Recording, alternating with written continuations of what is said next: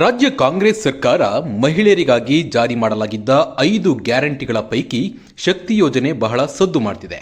ಇದೀಗ ಶಕ್ತಿ ಯೋಜನೆಯನ್ನ ಸರಳೀಕರಿಸಲು ರಾಜ್ಯ ಸರ್ಕಾರ ಮುಂದಾಗಿದೆ. ಆದರೆ ಇನ್ಮುಂದೆ ಆಧಾರ್ ಕಾರ್ಡ್ ಹಿಡಿದುಕೊಂಡು ಮಹಿಳೆಯರು ಅಲೆದಾಡಬೇಕಾಗಿಲ್ಲ.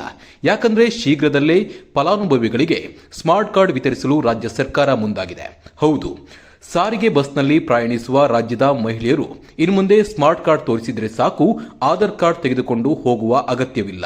ಇನ್ನೆರಡು ತಿಂಗಳಲ್ಲಿ ಮಹಿಳೆಯರಿಗೆ ಸ್ಮಾರ್ಟ್ ಕಾರ್ಡ್ ಉಚಿತವಾಗಿ ಕೈ ಸೇರಲಿದೆ. ಈಗಾಗಲೇ ಹಣಕಾಸು ಇಲಾಖೆಗೆ ಕಡತಕ್ಕೆ ಹೋಗಿದ್ದು ಅನುಮತಿ ಒಂದೇ ಬಾಕಿ ಇದೆ ಎಂದು ಹೇಳಲಾಗ್ತಾ ಇದೆ. ಟೆಂಡರ್ ಕೂಡ ಕರೆಯಲು ಸಾರಿಗೆ ಇಲಾಖೆ ಮುಂದಾಗಿದೆ. ಮಹಿಳೆಯರು ಸ್ಮಾರ್ಟ್ ಕಾರ್ಡ್ ಬೇಕು ಅಂದ್ರೆ ಗ್ರಾಮ್ 1 ಬೆಂಗಳೂರು 1 ನಲ್ಲಿ ಅಪ್ಲೈ ಮಾಡಿದ್ರೆ ಸ್ಮಾರ್ಟ್ ಕಾರ್ಡ್ ಸಿಗಲಿದೆ.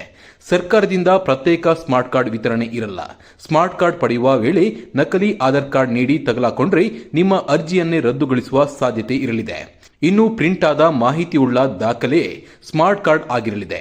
ಸೇವಾ ಸಿಂಧು ವೆಬ್ಸೈಟ್ನಲ್ಲಿ ಅರ್ಜಿ ಸಲ್ಲಿಕೆಗೆ ಅವಕಾಶ ನೀಡಲಾಗುತ್ತದೆ. ಆಧಾರ್ ಕಾರ್ಡ್ ಅನ್ನ ದಾಖಲೆಯಾಗಿ ಪರಿಗಣಿಸಿ ರಾಜ್ಯದ ಮಹಿಳೆಯರಿಗೆ ಸ್ಮಾರ್ಟ್ ಕಾರ್ಡ್ ವಿತರಣೆ ಮಾಡಲಾಗುತ್ತದೆ.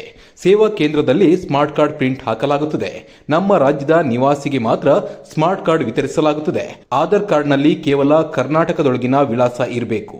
ಶಕ್ತಿ ಯೋಜನೆಯ ಲಾಭಕ್ಕಾಗಿ ಆಧಾರ್ ಕಾರ್ಡ್ನಲ್ಲಿ ವಿಳಾಸ ಬದಲಿಸಿಕೊಂಡ್ರೆ ಸ್ಮಾರ್ಟ್ ಕಾರ್ಡ್ ಸಿಗೋದು ಅನುಮಾನ ಅಂತ ಹೇಳಲಾಗ್ತಾ ಇದೆ. ಒಟ್ನಲ್ಲಿ ಶೀಘ್ರದಲ್ಲೇ ಶಕ್ತಿ ಯೋಜನೆ ಸರಳೀಕರಣವಾಗಲಿದೆ. ಮಹಿಳೆಯರು ಆಧಾರ್ ಕಾರ್ಡ್ ಮನೆಯಲ್ಲೇ ಬಿಟ್ಟು ಹೋದ್ರೂ ಬಸ್ನಲ್ಲಿ ಪ್ರಯಾಣ ಮಾಡಬಹುದು.